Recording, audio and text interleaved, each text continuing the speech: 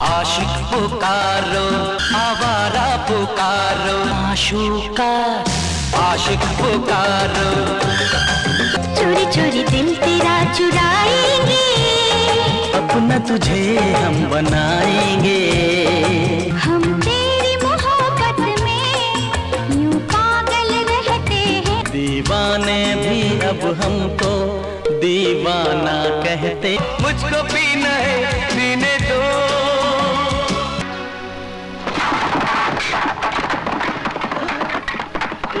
फूल ये अंगार बन गया।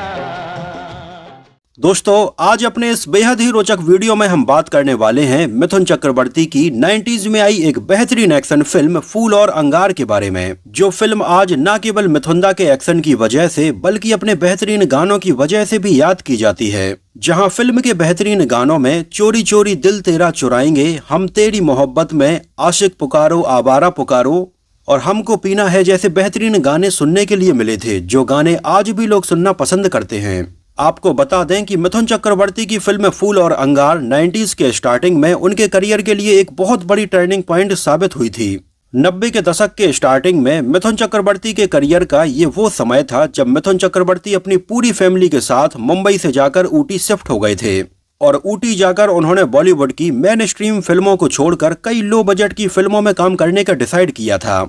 और उस समय मिथुन चक्रवर्ती के ऊटी जाकर शिफ्ट होने के बाद उनकी जो पहली फिल्म आई थी वो थी फूल और अंगार। और उस समय जब उनकी फिल्म फूल और अंगार सिनेमा घरों में रिलीज हुई थी तो इसको बहुत सारे लोगों ने पसंद किया था। वैसे यहाँ पर उनकी फिल्म फूल और अंगार के बारे में अक्सर दो राय सुनने के लिए मिलती है, जहाँ कई लोगों का ये कहना है कि ये उनकी लो बजट फिल्मों में नहीं आती है और कहीं ना कहीं ये बात सही भी है कि ये पूरी तरह से लो बजट फिल्म नहीं थी, लेकिन यहाँ से कहीं ना कहीं उनकी लो बजट फिल्मों की शुरुआत होने वाली थी। 10 फरवरी 1993 को ये फिल्म सिनेमा घरों में रिलीज हुई थी आफ्ताब पिक्चर्स के बैनर तले, जिसको प्रोड्यूस किया था सलीम अख्तर ने और उन्हीं ने फिल्म की कहानी भी लिखी थी और डायरेक्शन की कमान संभाली थी जाने माने डायरेक्टर अशोक गायकवाड़ ने, जो इसके पहले कातिल, दूध का कर्ज, इज्जत, पुलिस ऑफिसर और ऐसी कई और फिल्में डायरेक्ट कर चुके थे। आपको बता दें कि उन दिनों सलीम अख्तर का आफ्ताब पिक्चर्स बैनर बहुत ज्यादा पॉपुलर था और इस बैनर तले हमें बहुत सारी एक्शन फिल्में देखने के लिए मिलती रहती थीं। खैर, आज के टाइम पर सलीम अख्तर अब हमारे बीच मौजूद नहीं हैं। फिल्म फूल और अंगार में हमें नजर आए थे मिथुन चक्रवर्ती, शांति प्रिया, प्रेम चोपड़ा, मोहिनी बहल, गुलशन ग्रोवर, रजा मुराद, परेश रावल, अर्जुन, असरानी, अरुण बाली और अंजिक के देव। अनवर सिराज की सिनेमेटोग्राफी थी और इसके बेहतरीन म्यूजिक को कंपोज किया था जाने माने म्यूजिक कंपोजर अनु मलिक ने। और भले ही अनु मलिक के ऊपर अक्सर ये आरोप लगाए जाते हैं कि उन्होंने अपने ज्यादातर गाने कहीं ना कहीं से कॉपी किए हैं, लेकिन फिर भी ये मानना पड़ेगा कि अनु मलिक ने अपने करियर में कई बेहतरीन और यादगार गाने दिए हैं। जैसे फिल्म फूल और अंगार के लगभग सभी गाने उस समय बहुत ज्यादा पॉपुलर हुए थे और आज भी ये गाने लोग सुनना पसंद करते हैं। उन दोनों इसके म्यूजिक एल्बम की पॉपुलैरिटी का आलम ये था कि लगभग 20 लाख से भी ज्यादा ऑडियो कैसेट से सेल हो गई थीं और ये साल 1993 में 11वें नंबर पर सबसे ज्यादा बिकने वाला म्यूजिक एल्बम बन गया था। फिल्म के गाने थे चोरी चोरी दिल तेरा चुराएंगे, हम तेरी मोहब्बत में, आशिक पुकारो, आवारा पुकारो, मुझको पीना है और फूल ये अंगार बन गया। गानों के लिरिक्स लिखे थे अनवर सागर, रानी मलिक, जमीर काजमी और दीपक चौधरी ने और इन गानों में आवाजें थीं अभिजीत भट्टाचार्य, कुमार शानू, साधना सरगम और मोहम्मद अजीज की। एक नजर डालते हैं इसके बजट और बॉक्स ऑफिस कलेक्शन के ऊपर। तो उस समय फिल्म का टोटल बजट रखा गया था लगभग 2 करोड़ 40 लाख रुपए और उस समय इंडिया में इसने कलेक्शन किया था लगभग 4 करोड़ 70 लाख रुपए और वर्ल्ड वाइड में लगभग 5 करोड़ 20 लाख रुपए का कलेक्शन किया था और फिल्म फूल और अंगार एक सुपर हिट फिल्म रही थी। वैसे यहाँ पर आपको बताते चलें कि उनकी फिल्म फूल और अंगार मुंबई सर्किट से ज्यादा यूपी, बिहार, राजस्थान और छत्तीसगढ़ में पसंद की गई थी। उस समय फिल्म फूल और अंगार ने बॉक्स ऑफिस पर तो कमाई की ही थी, लेकिन इसकी ऑडियो कैसेट्स को बेचने के बाद भी काफी कमाई हो गई थी और ओवरऑल उस समय फिल्म फूल और अंगार के मेकर्स को और डिस्ट्रीब्यूटर्स को काफी फायदा हुआ था। वैसे उस समय मिथुन चक्रवर्ती की फिल्मों के लिए अब वो समय स्टार्ट हो गया था जब उनकी फिल्में हिट हो रही हैं या फ्लॉप ये मायने रखता ही नहीं था। मायने केवल ये रखता था कि उनकी कितनी फिल्में रिलीज हो रही हैं और गाँव में इनको लोग कितना देखना पसंद कर रहे हैं। उन दिनों वैसे अगर देखा जाए तो मिथुन चक्रवर्ती की बिल्कुल एक अलग ही फैन फॉलोइंग हो गई थी और ये अलग ही इंडस्ट्री बन चुकी थी और फिल्म फूल और अंगार इस साल कमाई करने के मामले में 16वें नंबर पर रही थी। वैसे अगर देखा जाए तो 1993 में एक से बढ़कर एक फिल्में रिलीज हुई थीं, जिनमें इस साल पहले नंबर पर फिल्म थी आंखें, दूसरे नंबर पर खलनायक, तीसरे पर डर, चौथे पर बाजीगर और 5वें नंबर पर दामिनी। और लगभग 2 घंटे 26 मिनट की इस फिल्म को IMDb पर 5.9 आउट ऑफ 10 रेटिंग मिली हुई है। सलीम अख्तर बॉलीवुड के एक जाने माने फिल्म प्रोड्यूसर रहे हैं, जिन्होंने लोहा, बंटवारा, दूध का कर्ज और पुलिस ऑफिसर जैसी कई फिल्में प्रोड्यूस की। और साल 1992 में आई अजय देवगन के करियर की दूसरी फिल्म जिगर को भी सलीम अख्तर ने ही प्रोड्यूस किया था, जो फिल्म लोगों ने काफी पसंद की थी और इसने बॉक्स ऑफिस पर अच्छी खासी कमाई भी की थी। और उस समय फिल्म जिगर के बाद सलीम अख्तर अजय देवगन के साथ में 2 और फिल्में बनाना चाहते थे और इसके लिए उन्होंने अजय देवगन को अप्रोच भी किया, लेकिन उन दिनों अजय देवगन ने अपनी फिल्मों की फीस काफी बढ़ा दी थी और ये सलीम अख्तर को पसंद नहीं आया और उन्होंने ये डिसाइड किया कि अब वो अजय देवगन के साथ में फिल्म नहीं बनाएंगे और इस फिल्म के लिए उन्होंने इसके बाद में मिथुन चक्रवर्ती को अप्रोच किया। हालांकि यहाँ पर आपको बता दें कि पहले मिथुन चक्रवर्ती ने भी सलीम अख्तर को उतनी ही फीस बताई थी जितनी की अजय देवगन ने बताई थी, लेकिन अंतर ये था कि उतनी फीस में अजय देवगन सलीम अख्तर के लिए 2 फिल्मों में काम करने वाले थे, लेकिन उतनी ही फीस में मिथुन चक्रवर्ती सलीम अख्तर के लिए 3 फिल्मों में काम करने के लिए तैयार हो गए थे। इस वजह से सलीम अख्तर ने तुरंत अजय देवगन की जगह पर अपनी आने वाली 3 फिल्मों के लिए मिथुन चक्रवर्ती को साइन कर लिया था, जिनमें से पहली फिल्म तो फूल और अंगार ही थी। हालांकि आपको बता दें कि पहले फिल्म को शेर के नाम से अनाउंस किया गया था, यहाँ तक कि शेर के नाम से फिल्म का एक मुहूर्त शॉट भी हो चुका था, लेकिन आगे चलकर सलीम अख्तर ने इसके नाम को बदलकर फूल और अंगार कर दिया था। और इसके बाद सलीम अख्तर की मिथुन के साथ में आई अगली 2 फिल्में रहीं। 1993 में आई फिल्म आदमी और 1995 में आई द डॉन। आपको बता दें कि उस समय ये फिल्म काफी वायलेंट थी, जहां पर काफी वायलेंट एक्शन सीन इसमें देखने के लिए मिले थे। इसके अलावा बलात्कार के भी कई सीन हमें इसमें देखने के लिए मिले। इस वजह से इस फिल्म को सेंसर बोर्ड ने ए सर्टिफिकेट दिया था। हालांकि इसमें से 2 बलात्कार वाले सीन्स को कट किया गया था, लेकिन इसके बावजूद भी फिल्म को ए सर्टिफिकेट ही मिला, क्योंकि फिल्म की स्क्रिप्ट में एक सीन था जहां पर मिथुन चक्रवर्ती के ऊपर अपनी सगी बहन से रेप करने का आरोप लगाया जाता है। इस वजह से इसमें से कई सीन कट करने के बाद भी जब ये फिल्म सेंसर बोर्ड को भेजी गई तो सेंसर बोर्ड ने इसको ए सर्टिफिकेट ही दिया था। बतौर डायरेक्टर सलीम अख्तर ने अपने सबसे विश्वास पात्र डायरेक्टर अशोक गायकवाड़ को चुना, जो 1987 में सलीम अख्तर के बैनर तले बनने वाली फिल्म लोहा में असिस्टेंट डायरेक्टर के तौर पर काम कर रहे थे। और इसके बाद तो अशोक गायकवाड़ ने ज्यादातर फिल्में सलीम अख्तर के बैनर के लिए ही बनाई थीं, जिनमें दूध का कर्ज, इज्जत और पुलिस ऑफिसर जैसी कई फिल्में शामिल हैं, जिनमें फूल और अंगार के बाद राजा की आएगी बारात जैसी फिल्में भी शामिल हैं। मिथुन चक्रवर्ती के अपोजिट इसमें शांति प्रिया को साइन किया गया, जो इसके पहले कई तमिल और तेलुगु फिल्मों में नजर आ चुकी थीं और 1991 में अक्षय कुमार के साथ में उनकी डेब्यू फिल्म सौगंध में भी नजर आ चुकी थीं। यहाँ पर आपको बताते चलें कि शांति प्रिया का जन्म वैसे तो आंध्र प्रदेश में हुआ था, लेकिन उस समय वो कई हिंदी फिल्में साइन कर रही थीं और इनकी शूटिंग के लिए अक्सर मुंबई आती ही रहती थीं। और जिस समय साल 1991 में शांति प्रिया को इस फिल्म के लिए साइन किया गया, उस समय मिथुन चक्रवर्ती ने उनसे बोला कि अब वो मुंबई ना छोड़ें और यहीं पर फिल्मों में काम करें। और इसके अगले ही साल उन्होंने साल 1992 में जाने माने एक्टर सिद्धार्थ रे से शादी कर ली थी, जिनको आपने फिल्म बाजीगर में देखा होगा। इन दोनों की लव मैरिज थी, लेकिन आज सिद्धार्थ रे हमारे बीच मौजूद नहीं है, उनकी मृत्यु हो चुकी है। खैर, इसमें मिथुन चक्रवर्ती और शांति प्रिया की जोड़ी को लोगों ने काफी पसंद किया था।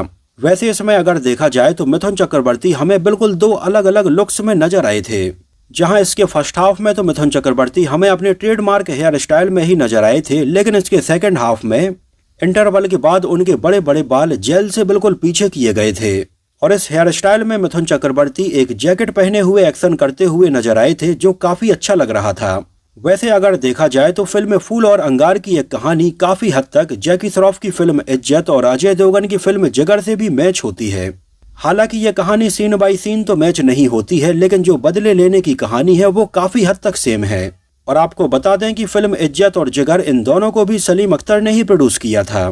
इसके अलावा प्रेम चोपड़ा इसमें हमें नेगेटिव रोल में नजर आए थे और उनकी परफॉर्मेंस को लोगों ने काफी पसंद किया था। तो वहीं फिल्म में अजिंक्य देव भी हमें नजर आए थे और अगर उनके किरदार को आप नोटिस करेंगे तो फिल्म के फर्स्ट हाफ में तो वो हमें नजर आते हैं, लेकिन जैसे ही फिल्म का सेकंड हाफ स्टार्ट होता है तो अजिंक्य देव बिल्कुल पूरी तरह से यहाँ से गायब हो जाते हैं। हालांकि पहले आपको बता दें कि इसके सेकंड हाफ में अजिंक्य देव के पहले बहुत सारे सीन होने वाले थे, लेकिन अपनी डेट्स की प्रॉब्लम के चलते वो दोबारा से ऊटी वापस आ ही नहीं पाए थे। इस वजह से इसके सेकंड हाफ के सीन उनके बिना ही शूट कर लिए गए थे। और जिस समय इस फिल्म की शूटिंग ऊटी के आसपास के लोकेशंस पर की जा रही थी, उसी टाइम पर मिथुन चक्रवर्ती और भी कई फिल्मों की शूटिंग ऊटी के आसपास के लोकेशंस पर ही कर रहे थे। और मिथुन चक्रवर्ती उस समय इतने ज्यादा बिजी हो गए थे कि एक फिल्म के लिए एक सीन शूट करने के बाद वो तुरंत दूसरी फिल्म के सेट पर पहुंच जाते थे। और उस समय मिथुन चक्रवर्ती की आ रही लगभग सारी फिल्मों में आप उनकी हेयर स्टाइल और उनके लुक को देख भी सकते हैं कि ये बिल्कुल एग्जैक्टली सेम है। उन दोनों आलम ये था कि अलग अलग फिल्में और अलग अलग सीन के हिसाब से मिथुन चक्रवर्ती के केवल कपड़े चेंज किए जाते थे और उनकी ज्यादातर फिल्मों की शूटिंग लगभग 1 से 1.5 महीने में ही पूरी कंप्लीट हो जाती थी। और इसके बाद फिल्म के जितने भी गाने होते थे उनको बैक टू बैक ऊटी की लोकेशंस पर ही शूट कर लिया जाता था। जैसे फिल्म के इतने जल्दी कंप्लीट होने का आइडिया आप इस बात से लगा सकते हैं कि फिल्म फूल और अंगार में हमें एक सीन देखने के लिए मिलता है जब फिल्म के स्टार्टिंग में मिथुन चक्रवर्ती को कोर्ट से जेल लेकर जाया जाता है। तो इस दौरान रोड पर हमें धर्मेंद्र, विनोद खन्ना, सनी देओल और संजय दत्त की 26 मार्च 1993 को रिलीज हुई फिल्म क्षत्रिय का पोस्टर लगा हुआ दिखाई देता है।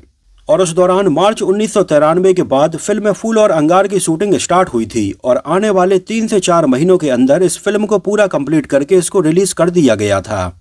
और इस दौरान हमें फिल्म के कई सीन में और गानों में मिथुन चक्रवर्ती के कपड़े भी रिपीट होते हुए नजर आते हैं। जैसे फिल्म फूल और अंगार के लगभग सारे गानों को 4 से 5 दिनों में ही पूरा शूट कर लिया गया था। और इस दौरान फिल्म के अलग अलग गानों में आप मिथुन चक्रवर्ती को एक जैसे कपड़े पहने हुए नोटिस कर सकते हैं। जैसे फिल्म का पहला गाना था आशिक पुकारो आवारा पुकारो, इस पूरे गाने के दौरान मिथुन चक्रवर्ती हमें एक फुल टी शर्ट पहने हुए दिखाई देते हैं। और अगर आप फिल्म के दूसरे पॉपुलर गाने चोरी चोरी दिल तेरा चुराएंगे के वीडियो को देखेंगे तो उस गाने के भी कुछ सीन्स में मिथुन चक्रवर्ती यही फुल टी शर्ट पहने हुए हमें दिखाई दे रहे हैं। यहाँ तक कि इन गानों की शूटिंग लोकेशंस को भी आप अगर ध्यान से नोटिस करेंगे तो आपको समझ में आएगा कि ये सारे के सारे गाने लगभग एक ही लोकेशंस के आसपास शूट किए गए हैं। फिल्म का टाइटल फूल और अंगार मिथुन चक्रवर्ती के किरदार को बहुत अच्छे से जस्टिफाई करता है। जैसे इसके फर्स्ट हाफ में मिथुन चक्रवर्ती हमें बिल्कुल सीधे साधे कॉलेज के प्रोफेसर के तौर पर नजर आते हैं, लेकिन बाद में फिल्म की कहानी में एक ऐसा मोड़ आता है जब मिथुन चक्रवर्ती को अपनी बहन से ही रेप करने के आरोप में जेल भेज दिया जाता है। और जब वो जेल से बाहर आते हैं तो पूरी तरह से अंगार में बदल जाते हैं। इसके अलावा फिल्म फूल और अंगार में हमें एक किरदार 2 बार भी नजर आता है। जैसे एक कैरेक्टर एक्टर हैं मकसूद, जिनको आपने कई फिल्मों में नोटिस जरूर किया होगा, जो अक्सर हमें कई फिल्मों के बैकग्राउंड में नजर आते हैं।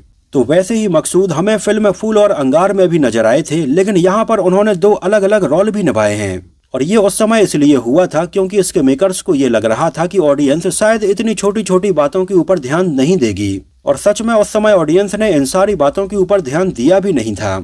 लेकिन जब ये फिल्म लोगों को बहुत ज्यादा पसंद आई और लोगों ने इसको कई बार रिपीट मोड में देखा, तब ये गलती पकड़ में आई।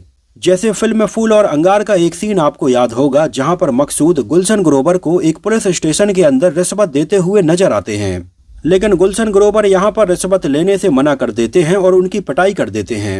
इसके अलावा फिल्म का एक और सीन अगर आपको याद हो, जिस सीन में पूरे गांव वाले मिलकर शांति प्रिया और अरुणा ईरानी के घर जाते हैं और वहां पर शांति प्रिया और मिथुन चक्रवर्ती के रिलेशन को लेकर उल्टी सीधी बातें सुनाते हैं। तो इस सीन को अगर आप ध्यान से देखेंगे तो यहाँ पर भी हमें मकसूद नजर आते हैं। वैसे आपको बता दें कि उस समय इस तरह से कैरेक्टर एक्टर्स का एक ही फिल्म के अलग अलग सीन में दिखाई देना बहुत ही आम बात थी। और केवल फिल्म फूल और अंगार में ही नहीं, उस समय आने वाली कई फिल्मों में हमें ऐसा देखने के लिए मिला था। इसके अलावा इसमें अरुण बाली के किरदार को अगर आपने नोटिस किया हो, जो हमें जज बने हुए नजर आते हैं, और उनका नाम था इसमें जस्टिस चौधरी। वैसे अगर आपको याद हो तो जस्टिस चौधरी इस टाइटल के नाम से जितेंद्र भी साल 1983 में एक फिल्म बना चुके थे। और आगे चलकर साल 2000 में मिथुन चक्रवर्ती ने भी जस्टिस चौधरी नाम की एक फिल्म बनाई थी। मिथुन चक्रवर्ती की इस फिल्म में हमें गुलशन ग्रोवर पुलिस ऑफिसर बने हुए नजर आए थे। और आगे चलकर गुलशन ग्रोवर ने मिथुन चक्रवर्ती के साथ में 90s की कई फिल्मों में काम किया। आगे चलकर गुलशन ग्रोवर कपिल शर्मा के एक एपिसोड में आए थे और वहां पर उन्होंने मिथुन चक्रवर्ती के साथ में इन फिल्मों में काम करने का अपना एक्सपीरियंस भी शेयर किया था। जब उन्होंने बताया कि उस समय ये सारे लोग तो यही सोचते रहते थे कि सीन अच्छा हुआ है या नहीं, या फिर इसका एक और रीटेक ले लिया जाए। लेकिन उन्होंने बताया कि मिथुन चक्रवर्ती फिल्म के सेट पर आते थे और एक ही टेक देते थे, और वो जो पहला टेक देते थे वही फाइनल हो जाता था, वो जो डायलॉग बोलते थे वही फाइनल हो जाता था। यहाँ तक कि कई बार तो मिथुन चक्रवर्ती डायलॉग और सीन भी बदल देते थे, लेकिन इसके बावजूद भी डायरेक्टर इसको फिल्म में रखते थे, इसको चेंज नहीं करते थे। इस फिल्म के बाद मिथुन चक्रवर्ती की बैक टू बैक कई फिल्में रिलीज होने लगी थीं और उन दिनों आलम यह था कि लोग मिथुन चक्रवर्ती को एक एक्टर से ज्यादा एक बिजनेसमैन समझने लगे थे। यहाँ तक कि उस समय क्रिटिक्स तो ये बोलने लगे थे कि मिथुन चक्रवर्ती ने ऊटी में एक फिल्म फैक्ट्री लगाई है और फैक्ट्री के जैसे फिल्मों का प्रोडक्शन वो यहाँ पर करते जा रहे हैं। यहाँ तक कि एक समय तो उनकी इतनी सारी फिल्में बैक टू बैक रिलीज होने लगी थी कि क्रिटिक्स ने इन फिल्मों का रिव्यू करना ही छोड़ दिया था। लगभग 14 से 15 फिल्में उनकी एक साल में रिलीज होने लगी थीं और साल 1995 से लेकर 1999 तक मिथुन चक्रवर्ती पूरे भारत में सबसे ज्यादा टैक्स पे करने वाले एक्टर बन गए थे।